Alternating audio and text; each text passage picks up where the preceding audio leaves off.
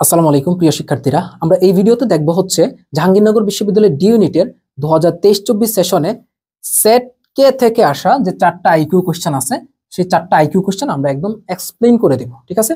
এবং এই কোশ্চেনগুলো থেকে তুমি যদি সামনে কোনো ধরনের কোশ্চেন কমন পাও তোমার সেশনে, তাহলে ইনশাল্লাহ তুমি খুব পারফেক্টলি হচ্ছে কি এখান থেকে অ্যান্সার করে আসতে পারবা। তাহলে চলো আমরা শুরু করি। দেখো আমাদের প্রথম কোশ্চেনটা কি ছিল।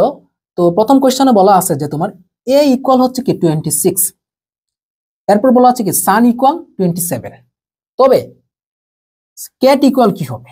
ওকে, সো এখানে একটা জিনিস আমি তোমাদেরকে একটু বলি। তোমরা যখন দেখবা এখানে কোনো একটা জিনিস দেওয়া আছে, নাম্বার দেওয়া আছে, নাম্বার যখন দেওয়া থাকবে তখন তোমাদের একটা কাজ আছে। সেই কাজটা হচ্ছে তোমরা এই যে প্রথম যে আমাদের লেকচারটা ছিল সেট এইচ এর ক্ষেত্রে, সেই লেকচারটা দেখলে তোমরা বুঝতে পারবা। যারা দেখো নাই তাদেরকে আমি ডেসক্রিপশনে হচ্ছে আমি লিঙ্কটা দিয়ে দিচ্ছি, বা কমেন্টে তুমি লিঙ্কটা পাবা, ওই ক্লাসটা দেখে নিও। এইভাবে হচ্ছে কি তুমি অর্ধেক করে সাজাবা, এ থেকে এম, তারপর কি এন থেকে জেড। সাজানোর পরে দেখো এখানে একটা জিনিস তুমি খেয়াল করতো, নর্মালি এ অ্যালফাবেটটা কত নম্বরে, 1 নম্বরে থাকে, বাট এখানে কত নম্বর আছে, 26 নম্বরে। তার মানে বুঝতে পারতেছো এটা কিন্তু আমাদের উল্টা দিকে আসতেছে। তো আমরা কি করব, উল্টা দিকে কোডিং করবো, যেটাকে আমরা ডিকোডিং বলে থাকি মূলত।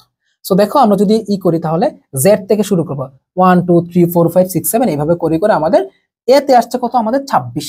তাহলে এতে আমাদের কত আসছে, আলটিমেটলি আমাদের 26 কিন্তু আসছে।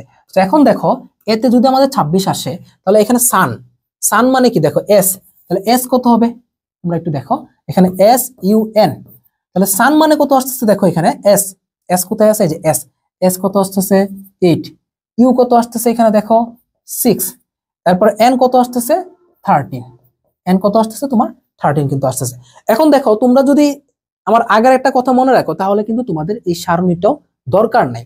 আমি কি বলছিলাম যে দেখো এটা যেহেতু উল্টা দিকে আসছে, তো আগে যখন বলছিলাম যে জি ছিল কত নম্বরে, 7 নম্বরে, তাহলে জি এর উল্টাকে টি, তাহলে টি মানে কত হবে, এখন 7 নম্বরে আসবে, উল্টে গেছে। ওকে, এখন দেখো টি এর ঠিক কত দিকে আছে তোমার, এস একদিকে আছে, যেহেতু আমাদের বিপরীতমুখী, তার মানে কি আগে ডান পাশে গেলে 1 যোগ করতাম, এখন বাম পাশে আসলে আমরা কি করবো, 1 যোগ করবো। তো আমরা এদিকে 1 যোগ করলে কত আসতেছে 8, তারপর দেখো ইউ, টি এর ডান পাশে ইউ, তার মানে কি বিয়োগ করবো, এই যে 6, তারপর এন কি, এন এর দিকে উল্টা দিকে চলে আসছে 30, শেষ। সো এই হচ্ছে কি মোটামুটি আমাদের এখানে। তাহলে আমরা যদি দুইটাকে যোগ করি তাহলে কত পাবো দেখো, 19 আর 27, তার মানে আমাদের এখানে কি আসতেছে দেখো, সান ইকুয়াল কত আসতেছে 27, অর্থাৎ আমরা কি করব, উল্টা দিকে নাম্বারগুলো নিয়ে যোগ করে ফেলবো। তাহলে এখন আমরা কি পাবো, সি, সি মানে কত পাবো, এ যদি আমরা 26 পাই, তাহলে বি কত 25, সি কত আমাদের 24 প্লাস এ কত আমাদের 26 প্লাস টি কত, জি এর উল্টা টি, তার মানে কত আমাদের 7 আসতেছে। আমি আমি আমার একদম মুখস্থ হয়ে গেছে এই জন্য। এখন দেখো 24 আর 26 কত আমাদের, 24 আর 26 হচ্ছে 50, আর 7 কত 57, অ্যান্সার মিলছে। সো এটা হচ্ছে ডিকোডিং। যদি সোজাসুজি হইতো এ ইকুয়াল 1 বি ইকুয়াল 2, তাহলে সেটাকে আমরা বলতাম কিন্তু কোডিং। তাহলে ডিকোডিং এবং কোডিং এটা কিন্তু মনে রাখতে হবে তোমাদের এই ধরনের কোশ্চেন সলভ করার জন্য। ওকে, তাহলে আমাদের অ্যান্সার কি হচ্ছে, এটা 57। দেন আসা হচ্ছে আমাদের পরের প্রশ্ন। তো এই প্রশ্নটার ক্ষেত্রে দেখো যে প্রশ্নবোধক স্থানে কোন সংখ্যাটি বসবে। আমরা একটু দেখি যে আসলে প্রথমে কোনো প্রকার রিলেশন আমরা পাই কিনা, যে 9 8 5, 9 এর থেকে 1 কম, 8 এর থেকে 3 কম, এটা কোনো প্রকার সম্পর্কই নাই এখানে। এইদিকে মিলাও দেখি, 9 আর 4 কোনো মিলতেছে, মিলতেছে না। আমরা যদি একটু করি 6 আর 4 10, 10 এর থেকে 1 কম নয়, 9 আর 2 11, 11 থেকে 2 কম নয়, এগুলো কোনো কিছু মিলতেছে না আসলে, বুঝছো, এগুলো কোনো কিছু মিলতেছে না। ঠিক আছে, একটা জিনিস আমাদের মিলে গেছে, দেখো আমি দেখি তো এটা পাই কিনা। দেখো 6 আর 4 10, 10 এর থেকে 1 কম 9, 7 আর 2 9, 9 এর থেকে 1 কম 8, 5 আর 3 8, 8 এর থেকে হচ্ছে তোমার 3 কম 5, তার মানে এখানেও মিলতেছে না। সো আমরা আরেকটা কাজ করতে পারি, আমরা যদি এখানে যোগ বিয়োগ করি, দেখো তো নিচের গুলাকে আমি একটু যোগ করি, তাহলে আমাদের কি আসতেছে দেখো, নিচের গুলাকে যদি যোগ করি 9 আর 9 কত 18, 18 আর 2 কত 20, উপরের গুলাকে আমি একটু যোগ করি, যে 6 আর 4 10, 10 আর 9 কত 19, দুইটাকে বিয়োগ করলে আমি কত পাবো, এখানে আমি পাবো হচ্ছে কত 1 পাবো, বুঝছো। এরপর আসো দেখি আমাদের, আমরা এখন যদি করি যে 8 আর 2 কত 10, 10 আর 7 17, উপরেরটাকে আমরা যোগ করলাম, নিচেরটা কি করি তো 7 5 12 হচ্ছে 16, বিয়োগ করলে কত 1।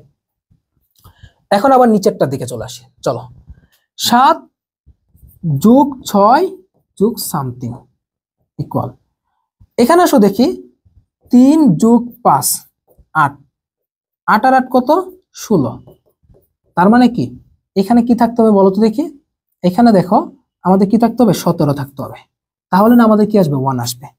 এখন খেয়াল করো আমরা যদি 7 আর 6 কত 13, আরো কত লাগে আমাদের 4, এই হচ্ছে কি আমাদের 4। তাহলে আমাদের অ্যান্সার কত আসছে এখান থেকে? অ্যান্সার আসছে তোমার 4 আসছে। বুঝাইতে পারছি? তাহলে প্রথমে দেখো এই পাশে আমরা কি নিচেরটা থেকে উপরেরটা বিয়োগ করছি, এই পাশে আবার উপরেরটা থেকে নিচে, পরে সিকোয়েন্সে কি আসবে নিচেরটা থেকে উপরেরটা বিয়োগ করছি, বুঝছো?